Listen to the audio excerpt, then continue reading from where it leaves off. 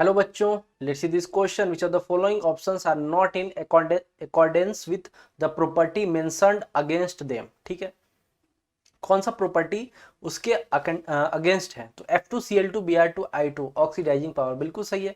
Fluorine, chlorine, bromine में, iodine में सबसे ज्यादा ऑक्सीडाइजिंग पावर फ्लोरीन का ही होता है F2। रीजन क्या है? High hydration energy, high hydration energy and electronegativity. ठीक है, मेन रीजन क्या होता है? High hydration energy. ठीक है, ये हो गया हमारा आंसर ए। ठीक है, तो इसमें हमें नॉट करेक्ट बताना है, तो ए तो ट्रू है। MI, MBr, MCl and MF ionic character of metal halide. ठीक है, तो आयनिक कैरेक्टर हम कैसे देखेंगे? पहले कोवेलेंट कैरेक्टर देख लेते हैं। तो MI, MBr, MCl and MF में कोवेलेंट कैरेक्टर सबसे ज्यादा किस में है? MI में है। आयनिक कैरेक्टर किस में ज्यादा होगा? तो MF में होगा। कैसे देखा हमने कोवेलेंट कैरेक्टर? फजान रूल से।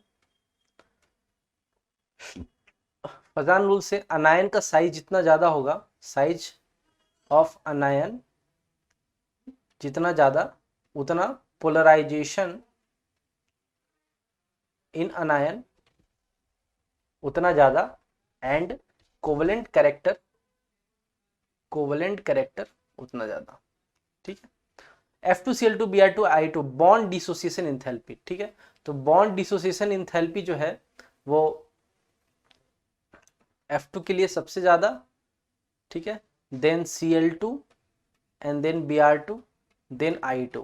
ठीक है, तो ये जो है ऑर्डर ऐसा 2p 2p 3p 3p, ठीक है, 4p 4p and 5p 5p। तो जनरली ऐसा लगता है कि यही ऑर्डर होना चाहिए बॉन्ड डिसोसिएशन एनर्जी का, बट ऑर्डर ये नहीं होता है। ऑर्डर हो जाता है Cl2 Br2 F2 and I2।